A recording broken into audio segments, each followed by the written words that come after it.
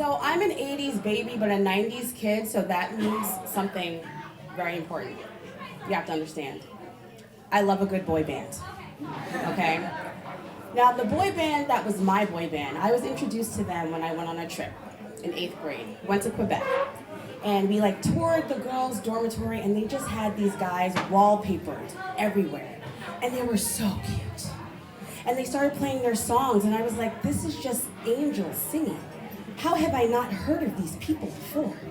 So I kind of kept them in the back of my mind, and I'm like, okay, I'm gonna follow these people. So I go back to New York.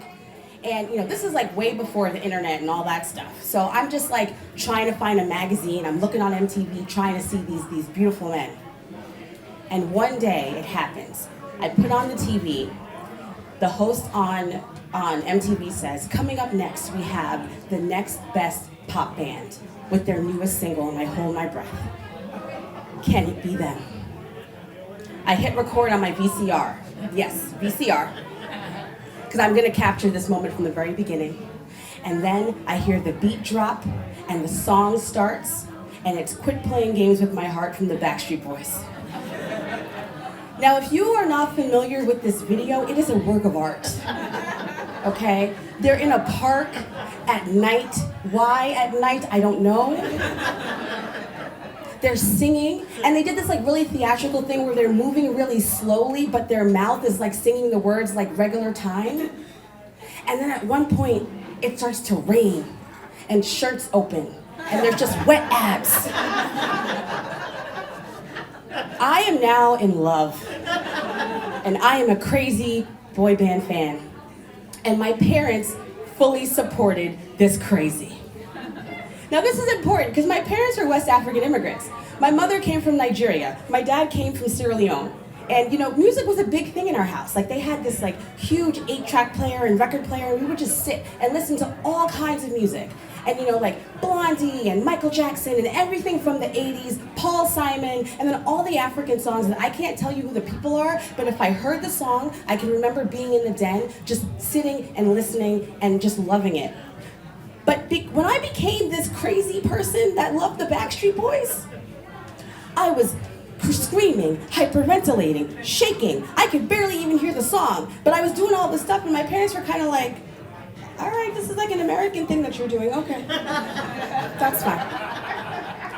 So as the months go on, I'm tracking them. So I'm getting all of the different magazines. So I have all the Tiger Beats, all the bops, every single magazine, and I'm taking out their pictures and I start wallpapering my walls. I had everything covered, and then I asked my dad, can I do the ceiling too? And he's like, just don't put any big holes in the ceiling, please. Now, because they were not really big in the States, they didn't release a lot of albums here. So the only way I could get new albums was I had to go to the Virgin Megastore in Times Square. So I'd ask my parents, can I take the train to Manhattan this weekend to go to the Virgin Megastore by myself? And they were like, well, stay safe. We'll drop you off at the train station. So January 1998, this is when they were fully full on into my crazy. So I go in to my mother and I'm like, Mom, the Backstreet Boys are coming to Long Island. They're gonna be here on January 28th. It is Nick's birthday. He's the blonde one. It is Nick's birthday. And I have to go to this concert. I know it's a school night, but I have to go. What time does the concert start? It starts at 8, but doors open at 7, but it's general admission, so you have to let me go super early. Do you have any tests that day? No, I'll do all my work before, I promise. She says, okay. So I go into school the next day. I tell all of my teachers, I will not be here on Thursday. I have very important business to attend to. And they're all like, this little girl's crazy. So the Thursday comes and my mother takes myself and my best friend to Plainview, Long Island, stands outside with us for over 12 hours in the snow. So that we can be at the front. And I needed to be in the front because I had a gift for Nick. I made Nick a Sweet Nothings can where I wrote on a little slips of paper everything I loved about him, and I included my phone number, and I needed to be in a place where I could throw it so that he could get it. So concert comes and goes, it's great. Months start going by, they start getting bigger and bigger and bigger. And again, my parents are still supporting the crazy. I'm like, hey, they're gonna be on TRL. Can I take off from school to go to stand outside? And they're like, do you have like tests or anything? No. Okay, go ahead. And I'm just like, oh, thank you for being so supportive. So now they're getting like super big. And they've decided they're gonna do another concert at the end of the summer in Nassau Coliseum. Tickets are gonna go on sale Saturday at 10 a.m. So we had to have a whole plan, because there was no Ticketmaster.com. You had to call. So my mother had this cell phone, and it was just like, she had like 100 minutes on this phone. It was an emergency phone. So she's like, I will use the emergency phone, and y'all can use the house phone. So we're just calling, trying to get these tickets. Sells out within 5 minutes. I'm devastated. My parents are calling the aunties, the uncles, all the people trying to figure out how can we get this girl to this concert, because she's freaking out. And like nothing is coming to fruition. Like all the scalpers are selling these tickets for a crazy amount that my parents are like, we love you, but no, we're not. We're not.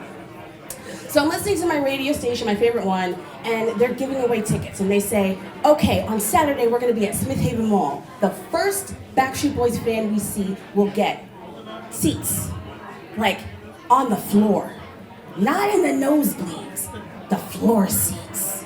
So I go to my mom, Mama, can you take me, please, to Smith Haven Mall, because they need to see the first Backstreet Boys fan, and if they see me, I'm gonna get these tickets. And she looks at me and she says, okay, well then we're all gonna go. And I was like, what? And then my dad comes and he goes, what's going on? And I'm like, I'm asking Mom, can you please take me to Smith Haven Mall, because they wanna see Backstreet Boys fan. If they see me first, I win tickets. And my dad goes, yeah, we're all gonna go. If you go by yourself, you have 1 chance. If we all go, you have 3. And I was like, that's good math. Okay. So my mother takes me to the drugstore. We get all this poster board, markers, glitter. We're making all these signs. So the 3 of us are in the den making these signs. I love Backstreet Boys forever. My dad's like, what's the old one's name? I'm like, Kevin. I love Kevin. And we're doing all this. And this was just so huge, because my dad had a stroke about 1.5 years before. He was paralyzed on the right side of his body. He was like just getting his mobility back, just like learning how to write again, all of that stuff. And he was like, no, I'm going to Smith Haven Mall. We're taking the wheelchair, I'm going to the mall. We finished making the signs, we hashed our plan. That Saturday, my mom takes us all there. We have my dad at like this special side entrance that most people like try to sneak into, so we figured that's the best place for him. So he's there in a wheelchair with a very colorful sign that says, I love the Backstreet Boys. My mother has her own sign. She goes to another side of the mall. I have mine. I'm at another side of the mall, and I'm kind of like pacing, just like hoping that somebody will see me and something will happen. And then I hear like a scream, and then I just hear like this thunder of feet, and I see people running, and I'm hoping and praying that they are running towards a Nigerian woman or a Sierra Leonean man. Sadly, they were not. I did not win tickets to the concert that night. I know. But when I think back about it, I know that I got something that was way more valuable and precious, because I have this amazing memory of my parents helping me keep the Backstreet Pride alive. Thank you.